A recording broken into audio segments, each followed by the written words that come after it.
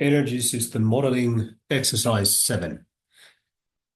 So again, we can download the exercises from this folder.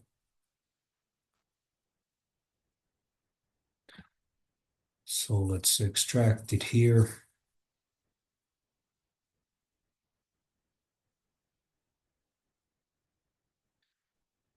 And here we have the assignments, and also when you download the Excel file, let's go ahead and open that one. You should get a file like this, and you have enable content in here. Let's go ahead and click that, and it should give you this Xteam version 2.6 notification. In case you don't get that, what you can do is you can close the file, and from this Excel, you can right-click with the mouse and show more options, properties. In here, you should have an unblocked button unticked. So go ahead and tick that and open it again. So in this exercise, we are supposed to examine a district heating network.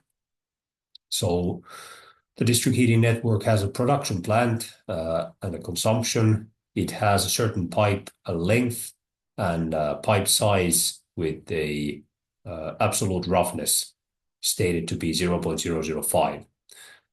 There's going to be a pressure drop in the consumption point of 1 bar, and the wanted bar, or wanted pressure level rather, from the return pipe is going to be 6 bars. So we are supposed to calculate at first the heating curve, or rather determine a sensible heating curve. And I have given some initial values for it, and we're going to modify it later on. So what that means is, let's go ahead and open the whiteboard.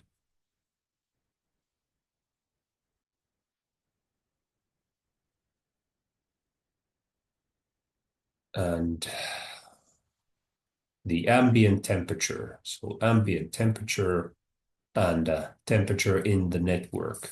So if there's the production plant, and then there's the supply, consumption, and then there's the return. So this is the return line, and this is the supply line, and there's the pump in here. So production and consumption. So what happens when the temperature, or rather the fluid, leaves from the production plant is we're going to set a temperature of -20 and 10. So those are our limits. So this is going to be 120 up till 20. And if the outside temperature gets warmer, then it's going to start reducing until 10 degrees, and then it's going to stay constant. And the return temperature is going to behave in a way that there's going to be 40 and 60 degrees. So this is 60.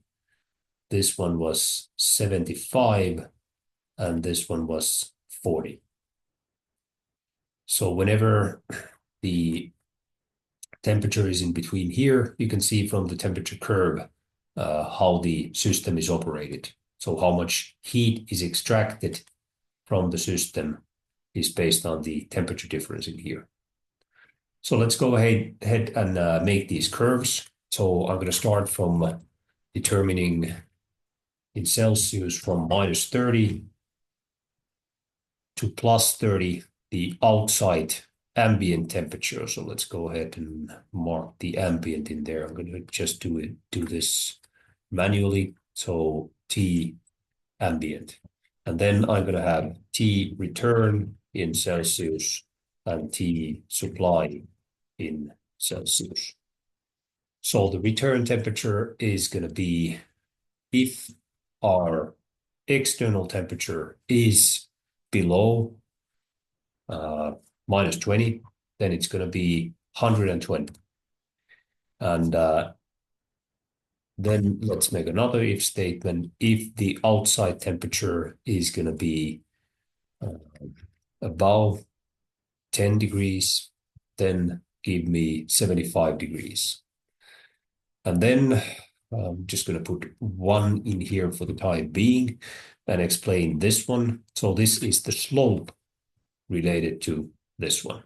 So when I have the delta y and delta x in here, I've calculated the slope, and that is the factor you see in here. It's both for the return temperature and for the supply temperature. So if it's going to be in between minus 20 and 10, then it's going to be 75 plus the slope times 10 minus this one. So let's go ahead and check if we got it right. And I'm going to, seems to be okay. And I'm going to move this one to the side and again, move these to their corresponding places. So just drag and drop. Nothing more to it. And then we get the temperature of the return line as well. So now we should have a nice curve. Maybe what we can do is change the lines in here so that the red line is about there like that. And there is supply and return. And let's go ahead and name those. So the series 1 is going to be return, and this is going to be supply, like that. Then I'm going to put, with the quick layout, a little different design. This is T ambient in Celsius, and this is T network in Celsius. And let's go ahead and change these to minus 30 and plus 30, since those are our limits, and the axis value that it crosses, it's going to be minus 30. And you can, for example, put the tick marks from here.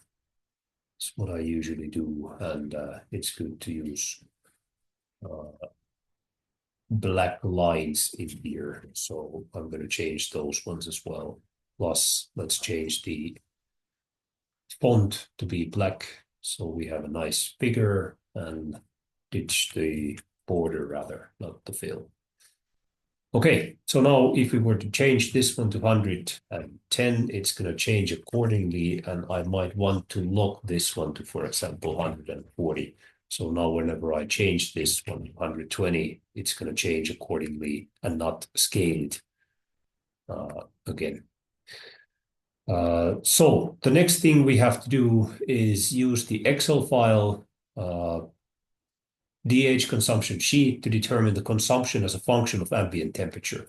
So from the previous exercises, you might remember that whenever the ambient temperature drops down to a certain level, the consumption increases. And there is actually, we can change the order in here so I can calculate, or rather show you the data from here. So we're just going to make a sort of a quick and dirty version of this analysis. So you can see that this is a rather similar curve. Actually, it is the same curve that I've, or these point swarm that I used before. It's just that I've scaled it down to 10 megawatts in this example. So no border and solid fill, and I'm going to use this transparency in here so you can see it a bit better. So we're going to make a line in here to determine how much of this heat consumption do we have. So let's make the line. So at trend line, you can get a rough estimation out of here. So you can see 0. So minus 0.2. Let's put those coefficients in here. So the slope is going to be minus 0.2, and the coefficient is going to be 4.5. So I'm going to draw a line in there. Let's take this one out. So as a function of ambient temperature, this one is going to stay constant, and this one as well. So we can calculate how much do we have, what I'm doing in here. So this is how much consumption as a function of outside temperature. So I'm clicking here, Control C, Control V. So now I have two different series, and as you can see, it might have been better to change the other one, but no, it doesn't make too much sense to start adjusting it. But either way, we can see that it doesn't quite fit in there. So let's put, for example, 0.25 and 3.5. And now it seems to be maybe sufficient for our case. So this would be how much the outside temperature affects to the system heat demand. So let's use these values from here. So we weren't as methodical as before in the exercises related to this district heat production. So I'm going to put the slope in here and the coefficient B in here, and we can calculate Q in megawatts for the system, which is going to be ambient temperature times this one with dollars plus this one with dollars. And now you can see that it starts from 11 megawatts and it decreases down. And now when we look at this data set, we can see it levels off to 1 megawatt. So as I said, this is going to be a bit quick and dirty. So after 10 degrees, we can say it's 1. So now if I were to draw a similar curve as in here, I could see that the line, let's scale it now, the line is something like this. So after 10 megawatts, it stabilizes the heat demand. So now we have some kind of a estimation of what is the heat demand, and so that would be the Q in megawatts. Let's put it down here. And what we can calculate based on the Q is, you remember that Q equals mass times delta H. So we're after that. The ultimate goal for us is to calculate how much dP does the system have. And we have this Darcy-Weisbach function that requires rho V, length of the tube, and diameter of the tube. So this is the friction factor. Rho, we can actually set that rho equals 1,000 kilograms per cubic meter, and diameter of the tube is 0.22 meters. Cross-sectional area we can calculate is this one divided by 2 to the power of 2 times pi. So that's the cross-sectional area. Hopefully I got that right. There's some excess power in there. Yeah, like that. Looks more familiar. And the epsilon, eps equals 0.005, and I'm going to calculate an additional coefficient in here. That's going to be epsilon divided with eps divided with d. It's going to be this divided with this, and that is for the Moody diagram. So we are after now the delta P, and for that we need the velocity, and for velocity we are going to need the mass flow. So continuity equation says that mass flow equals rho a v, velocity, cross-sectional area, and density. And now when we get that from this equation, we can use it in here and to solve velocity. So the Q is given. Now we need the enthalpies. And that's why we have this X-team. So X-team allows you to make function calls for water and steam thermal properties. So what we're going to use in here is going to be enthalpy for the supply. It's in kilojoules per kilogram, so not SI units, remember that. And H return for kilojoule per kilogram. And this is going to be H sub PT. And now what pressure?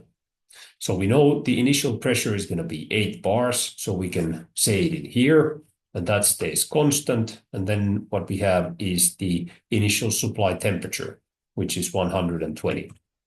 So let's put 8 bars in here. So pressure initial is going to be 8 bars. And now, as it stays constant, we can calculate the rest of the values. And as you can see, when the temperature starts increasing, then the temperature curve changes. So ambient temperature increases, temperature curve changes, and so does the enthalpy difference. So based on that, kilograms per second mass flow is Q divided with enthalpy difference. And since the enthalpy difference is in kilojoules, we're going to multiply this with 1,000. So that is going to be our mass flow. Based on mass flow, meters per second, we can get velocity. So velocity based on the continuity equation was mass flow divided with rho divided with cross-sectional area. So those are constant and only the mass flow changes. So now we have the velocity and we are after this delta P. Velocity, rho, dHl are known, so we need the friction factor. And for that, you can check this Darcy-Weisbach. So let's go Darcy-Weisbach based on Bernoulli equation that you can find from here. And then I can also search for friction factor. Let's see, friction factor formulae. And from here, there is an, let's see, expression that should be, let me see if I can find it from here. There, Swamy-Jain equation. So we're going to use this one because it doesn't have this problem of having the friction factor on both sides of the equation. So you could use this Haaland expression as well. But the original, can I find it? Original Colebrook equation is formulated in a way that there's F on this side and F on this side. But let's make our life a bit more easier. So we're gonna need, as you can see from here, Reynolds is equals to rho v d mu. So we need mu, which is the dynamic viscosity, so Pascal seconds, and there's a function call for that in here, dynamic viscosity mu pt, and that's in Pascal seconds. So equals mu pt, and we need the pressure. We're going to assume it's 8. That doesn't make too much difference for the mu. So let's use that. And up till the supply, or rather the consumption, the temperature is going to be the same. We're going to calculate a round trip kind of pressure. So this pressure would only be for this line. It changes because the temperature drops in the consumption block, and then it would stay as constant. But we're going to make the assumption that the pressure drop in here would be the same as in here. So mu would stay as constant throughout the entire round trip. That is not the case, but let's go with that assumption. So let's calculate the Reynolds number, which is going to be rho of the fluid times velocity times diameter of the pipe divided with mu. And that is our dimensionless Reynolds number. So Reynolds dimensionless, and let's see that these aren't wandering. Yeah. And now we can calculate the friction factor. And that equals 0.25 times something, and that something is going to be log 10. And this actually has to be divided. And now in here we need the power 2 as well. And in between here, there's going to be something plus something. Just going to fill out these epsilon d, that's going to stay constant, 3 divided with 3.7, and 5.74 divided with Reynolds to the power of 0.9. So Reynolds to the power of 0.9. And that looks to be correct since our Reynolds is somewhere close to this and our epsilon, so the relative roughness, is 0.2. So from there, you could see it's a little less than 0.05. So friction factor seems to be okay. So after that, we can calculate the delta P. Let's do it in bars, so it's easier to kind of understand. And let's put the 5 kilometers in here, which was the length of the tube on one way. And then it's going to be friction factor, density times velocity to the power of 2 divided with diameter, and then divided with 2. And let's divide with 100,000. And this is still 5,000 meters in there. So we get 2 bars, which is a somewhat sensible number. So L is in here, like that. And then for the pumping power is going to be, let's see, in here, for pump, it's going to be mass flow times delta H, which is going to be mass flow times nu, so inverse of rho times P, so specific volume. So in here, pump in kilowatts. Let's take this one out. We're going to need this one times 2, so that's the round trip, plus that 1 bar that was in the consumption. So that was the delta P in consumption. So we're going to say that is going to be our pressure difference in the line. And that we have to multiply with the mass flow, and then we have to divide it with rho. And since we wanted kilowatts, I'm going to change it to, or divide it with 1,000. So that is our, something is, yeah, this one is moving. So let's log it down and do that again. And now if I were to draw this as a function of outside temperature, our pumping power, so that would be power in kilowatts for the pump as a function of the outside temperature. And I'm going to lock it down, let's say to, let's put 30 in there. And what I can do, this one stays constant, so that's of no interest for us to examine, but these 2 ones. So if I change the outside temperature, so this is something that they are considering doing in district heating networks, is changing these temperature curves in a way that you lower the supply temperature. So let's lower it. Let's put it to 110, or let's put it rather to 100 already. So you can see this temperature curve changes.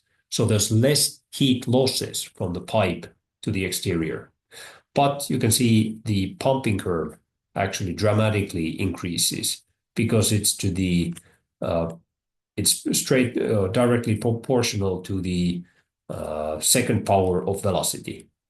So because the friction, or the delta P in here, it's directly proportional to the velocity power 2. So if my mass loss increases because I have to provide the same power for the customers, if my mass loss increases, I'm going to have to rather if the temperature decreases, I'm going to have to increase the mass loss to produce the same power. So delta T decreases, then you have less losses, but you have to have more mass flow. When you have more mass flow, you have more uh, pumping power that needs to be consumed in the system. So the other exercise in here was related to waste heat source. This would be, for example, a data center that would be included in this district heating network. So instead of just having the production plant in here, you're going to add, this is the consumption, a data center here that's going to drive some heat to the network. And again, there's the return line. So there would be the pump. And let's put data center in here. And let's say it's 80 degrees. So it's going to lower down the temperature at some point of this network temperature, network fluid. And let's say our customers are okay with a delta T reduction of 5 Celsius. And by the way, if you lower down the temperature of the supply line, that would also mean that the customer substations would most likely have to be modified. So that's why it's questionable if this is economically feasible in terms of optimizing the entire network, including the customer substations. But let's say we're going to add this kilograms per second. So let's say we're going to add 5 kilograms per second of this 80 degree. So let's put temperature is 80 degrees for the waste heat. And that is a reasonable number for this data center waste heat. So let's calculate the energy balance for the system. So this point, there is mass going in, and mass coming out. And you can calculate the H for this. We already know the H for that. And we are after the H in here since we want to determine the temperature here. So the energy balance equation would be solved in a way that let's put H total after the unification of those lines, kilojoules per kilogram. That would be, we're going to take the energy of this fluid. Actually, I'm still going to have to calculate the enthalpy for it. So enthalpy as a function of pressure and temperature. So pressure is at least 8 bars, otherwise it's not going to go into the line, and temperature 80. So that's how many kilojoules per kilogram. And now I'm going to calculate this one times this one, that's the other line coming in, plus this one times delta H. And let's divide with the masses. So this one plus this one. And the only thing that's going to remain constant is going to be that one.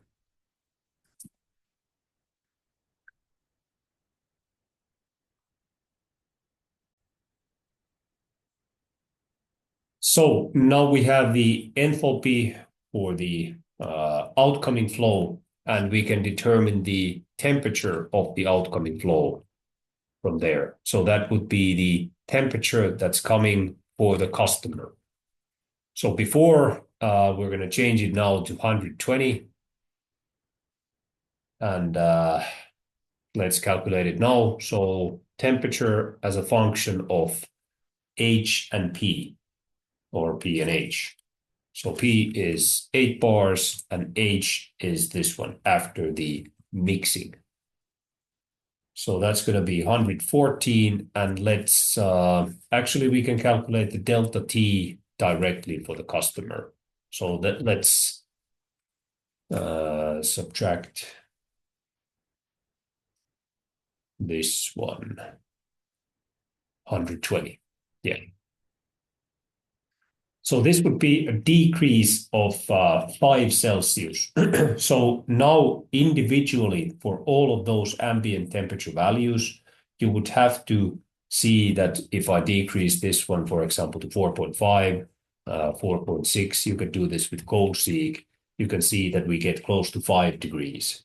So this would have to be done with a formula for all of these. But let's just see if we push 5 kilograms of this 80-degree heat to the system, the temperature reduction as a function of the outside temperature based on the calculation would be, let's see. So this would be delta T for customers in Celsius. And let's lock it down in a way that it's going to be somewhere between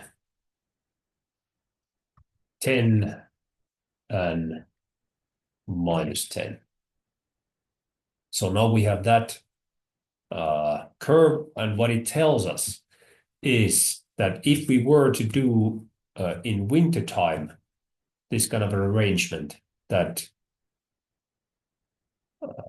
lower temperature heat would be mixed into here. So you would have kind of like well, it's going to lower the hot temperature coming from the production plant.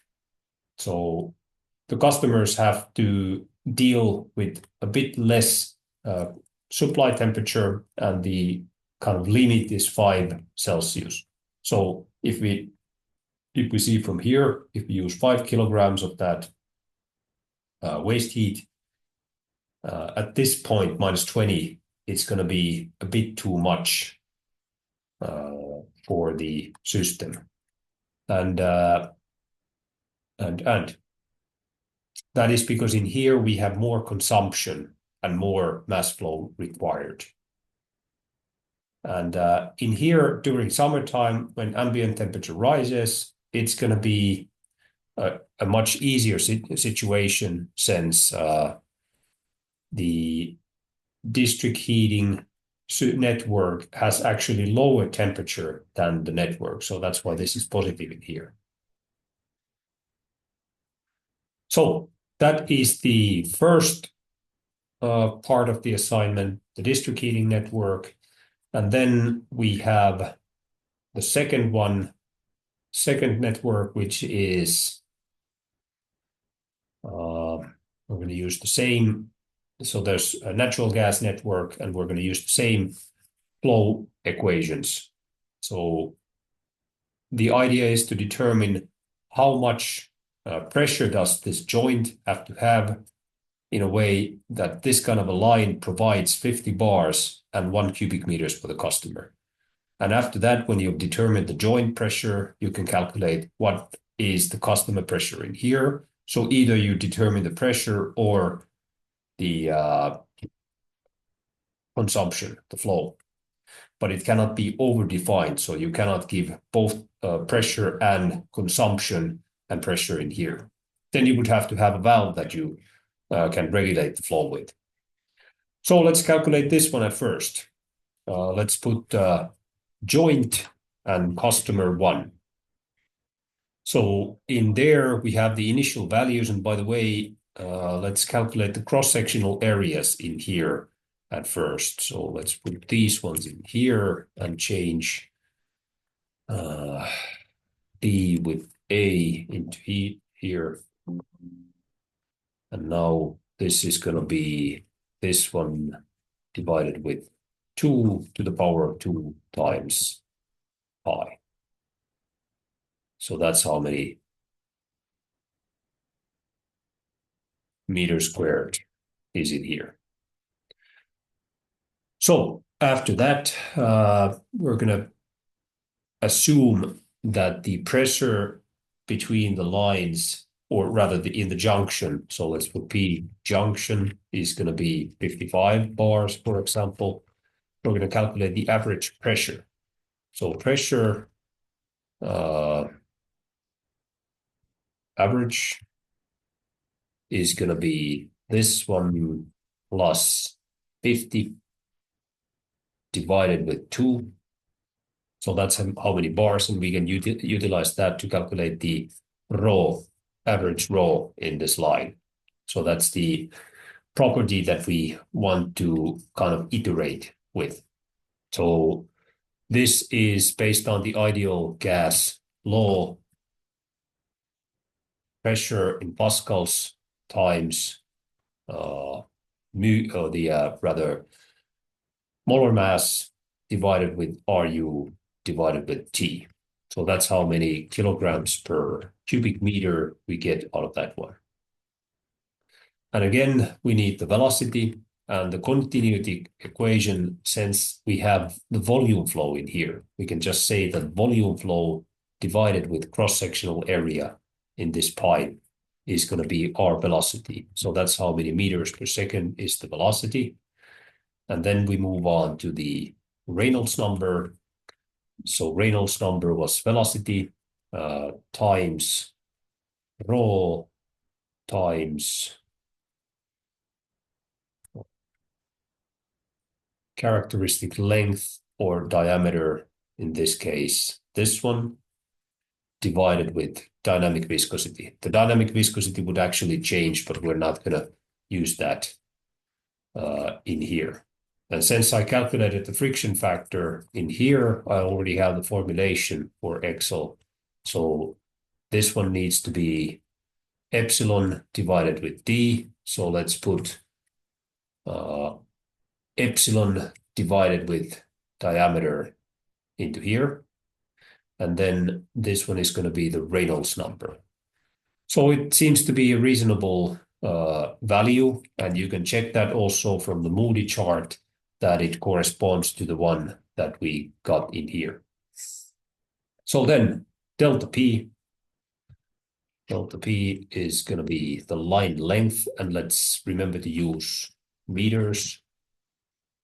This one times friction factor times density divided with 2 times velocity to the power of 2 divided with dH, which is in here. So that's how many pascals, and let's change that to bars. So our P junction would be 50 bars plus delta P. So it has to have that much bigger bar, or the pressure rather, than the customer. So friction takes 16 bars from here. It's a 20-kilometer line, so it's a long line. And let's iterate. So let's put this one to the initial guess a couple of times. I'm going to just paste the values in there. And there you have the pressure value for this junction. So after that, we can continue to calculate. Let's copy and paste this one. So I'm going to put customer 2 in here, and let's guess that it's going to be 50 bars again in here. And we're going to calculate the average pressure based on this one and actually this junction pressure. So 50 is in here and 68 or 69 is in there. And then I'm going to take the Control-C from here and copy and paste it into here, so it's a little easier to change these values. So the average pressure is going to be in here, and these will remain constant. And velocity, we have the velocity, or rather flow rate of that, and cross-sectional area for this pipe is that. And for the Reynolds number, let's copy it in here. Let's use V in here and rho in here. Dynamic viscosity remains the same, and this is the line diameter. Friction factor, again, let's copy this one and paste it into here. So we only have to change Reynolds number, this one, and that's it. We get, okay, that seems to be a bit too high. Yeah, this should be Reynolds number rather in here. It's pretty much the same as in the previous example. And delta P, what we need is friction factor, we need velocity, and then we need a rho. It's going to be 10 kilometers and 0.3. So this is going to be the junction minus 21. So the pressure decreases. And let's make the iteration a couple of times into here like this. So it's around 70, or rather 47.9 bars. So that is a reasonable number.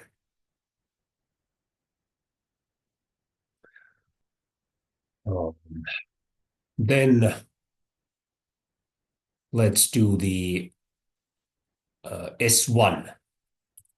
So source, let's put source till junction. And so, yeah, by the way, this was P consumption 2. So this is going to be P source. Let's guess that it's going to be 80 bars. The pressure average, or we can move it from there. So we need the junction pressure and we need the average, or the rather source initial guess. Rho, we can determine again like this. So let's copy and paste all of these into here. And the only thing that changes in here, we're going to assume that it's isothermal flow. So rho is going to be, again, a bit higher. And then the velocity, we'll put it here. And it's a higher pipe diameter. And then it's going to be both of these combined in here. So it had the mass flow or the volume flow has to match.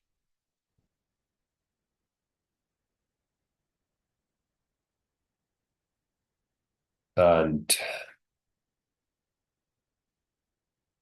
actually, I'm thinking that since rho changes, our mass flow would have to match. So that is going to make some error in here. But I'm going to assume that the rho is somewhat unchanged, even though it seems not to be. But that's a good task for you to solve on your own. So does the change of rho make a big difference or error in here? So let's calculate the velocity, or actually we did it already, so the Reynolds rather. So the Reynolds number here, let's put velocity and let's put rho into here. And then the friction factor, again, Reynolds into here. And it's going to be epsilon is going to remain the same, and this is going to change, and then delta P. So you see this is a rather manual task of doing this, and there's no reason to calculate any more complex systems like this. So you would have to use these kinds of dedicated programs for those. And since we have a junction pressure of 68 or 69, we're going to add that into there. So our initial pressure in the line would have to be some 87.4 bars. But yeah, I assume that the mass flow would be, or the density would be the same. So you would have to just check how much the volume flow changes in here. So that's the second assignment. This would be the kind of tree type gas network. So there was this gun barrel, so that would just continue with a straight line, so no deviations or branches. So this is the tree type, and then there would be the loop type, which is the hardest one to solve. But this equation applies, or these equations can be applied for both district heating network systems and these natural gas systems.